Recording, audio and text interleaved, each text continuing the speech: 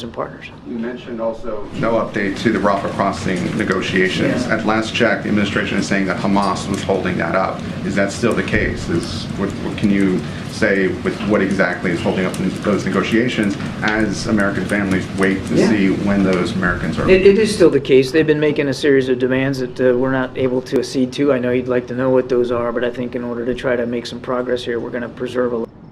I got to cut in here because we have three flares on the screen. There's three flares all at once. So I don't know if there's like big doings going on back there in Gaza where the flares are. Thanks, Admiral. We saw today a renewal of fighting between Saudi forces and Houthis. The Saudis also said they intercepted a rocket that flew over their territory toward Israel. Are you seeing this activity in addition to what's been going on with Hezbollah in the north of Israel as Iran directing their proxies to ramp things up now that the ground offensive is underway? I don't think we know enough about these recent attacks that you're talking about to make a call here. Obviously, the Houthis have been backed and supported by Iran, but I can't tell you with any specificity whether they were specifically involved in directing these. I want to make it clear before anybody suggests that I'm somehow walking away from complicity by Iran. We know that they back and support and resource the Houthis. Same with Hamas, same with Hezbollah, same with these militia groups in Iraq and Syria. We've not backed away or shied away from calling it like we see it, but with these particular reports, I couldn't be certain. Thank you. So on Friday, the UN General Assembly called for a humanitarian truce. 120 countries voted for it. The United States voted against it. The death toll in Gaza keeps rising. Is the U.S. at any point calling for a humanitarian ceasefire? We do not believe that a ceasefire is the right answer right now. We believe that a ceasefire right now benefits Hamas. And Hamas is the only one that would gain from that right now, as Israel continues to prosecute their operations against Hamas leadership. What we have said should be considered and explored are temporary localized humanitarian pauses to allow aid to get to specific populations and maybe even to help with the evacuation of people that want to get out, move more to the south. We do support that. We do not support a ceasefire at this time. Are you afraid of being isolated in this? I mean, of being at odds with the international community? I will let other nations speak for their prerogatives on this. President Biden has been crystal clear about where we are on this. It's about making sure Israel has what it needs to continue to defend itself and to go after these Hamas leaders. It's about making sure humanitarian assistance can get in to the hundreds of thousands of people that need it, and it's about trying to find and get out hostages that Hamas is holding. Those are the three things we're focused on. As you continue to see U.S. military assets targeted in Iraq and Syria, can you say whether the concern about this war broadening out into a greater regional conflict, is it greater now than, say, a week ago? I don't know that I'd put a percentage on it, MJ. We're deeply concerned about that potential, which is why we have done everything we can to send a strong signal of deterrence to prevent that. In fact, if you just look at the decisions the president has made, they're all designed to prevent a deepening conflict, a widening conflict, any kind of escalation. The force posture that we've added to the region, the conversations that he continues to have with world leaders, certainly there in the region, everything we're doing is to try to prevent that. But it is still of concern. Can you say whether there's any kind of assessment at this point on the video that was released by Hamas just earlier today featuring 3 women who appear to be held hostage by Hamas? We're not able to independently verify the authenticity of those videos. We're also not in a position to refute their authenticity. It's beyond reprehensible that Hamas would put these videos out there like that.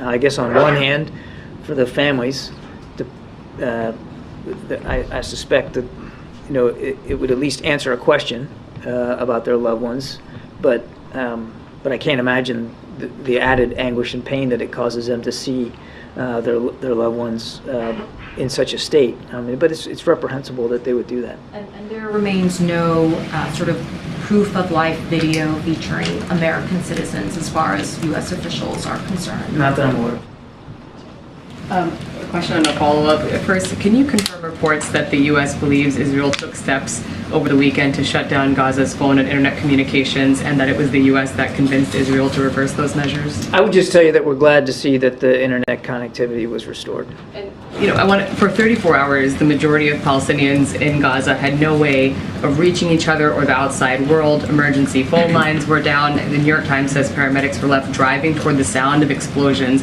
and people were left to die in the street.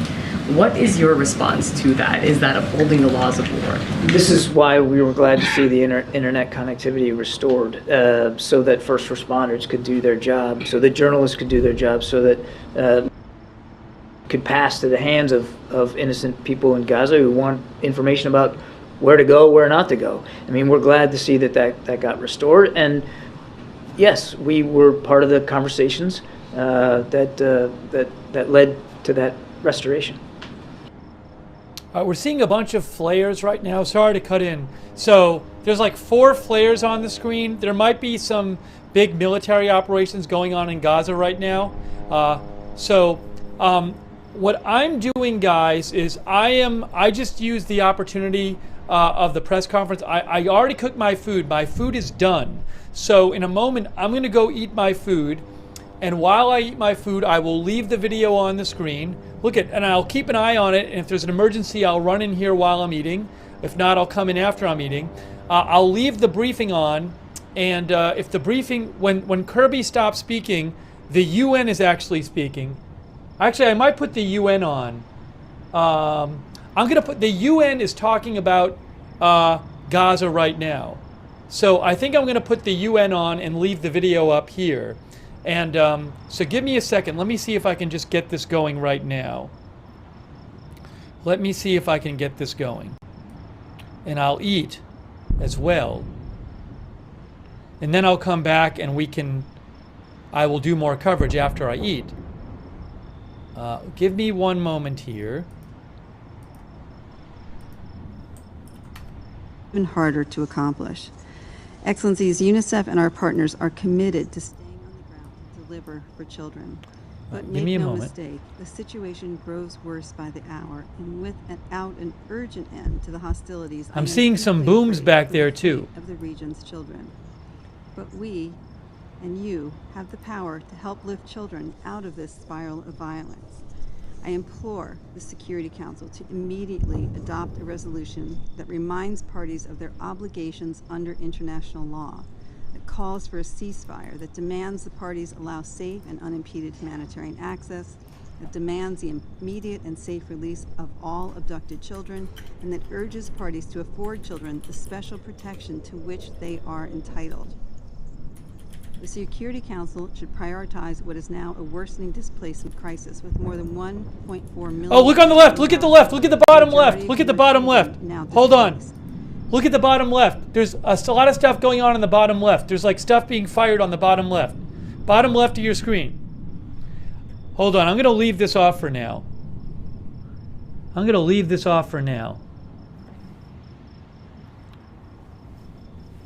I saw stuff being fired on the bottom left of the screen.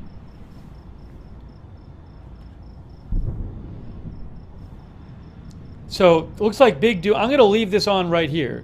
Hold on. I'll just bump up the volume.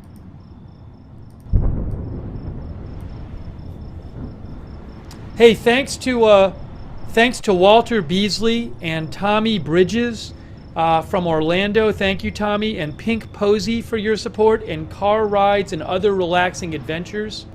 So there was stuff being like fired, I think, on the bottom left of the screen. We have flares going on.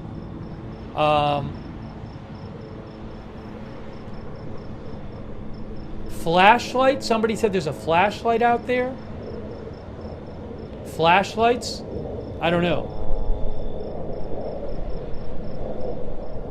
I'm not going to I could rewind, but I don't want to miss anything live.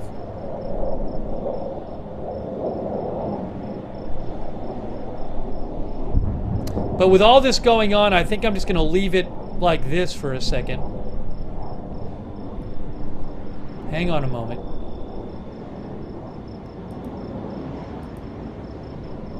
Was it a vehicle? Maybe it was a vehicle.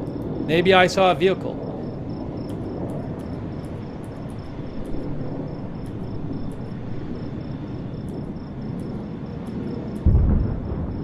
I thought I saw things flying across.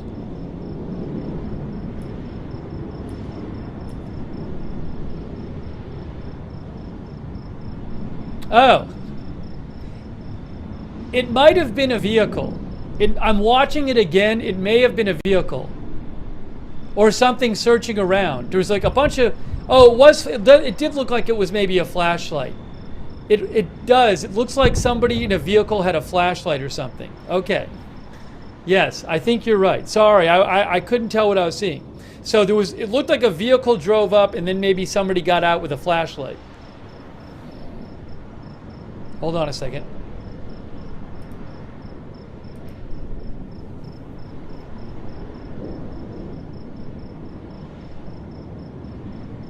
All right.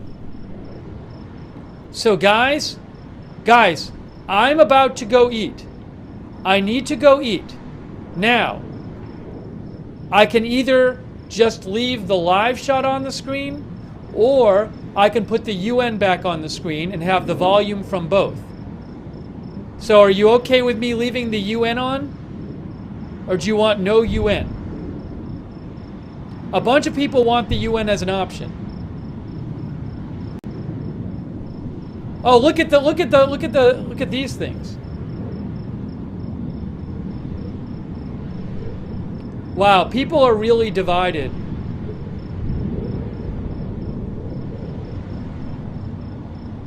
All right, I'm going to leave it like this right now so you guys can see everything that's going on. I'm going to leave it right now like this. I'll check on it. If not much is going on the screen, we got a lot going on right now. If not much is going on, I will put the UN on. But let me just, for now, I'm going to leave this on the screen so you can see it. Also, I will, as I'm eating, I'll come back in and jump on if I see big doings. All right?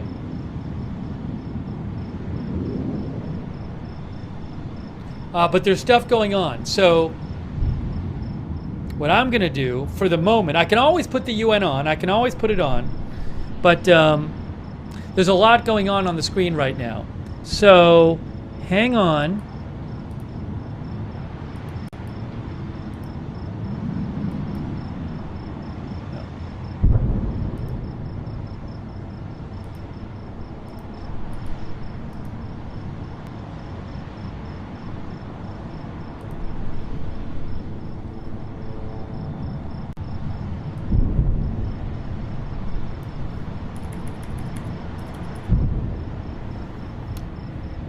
All right, so for now, I'm just going to leave the screen on.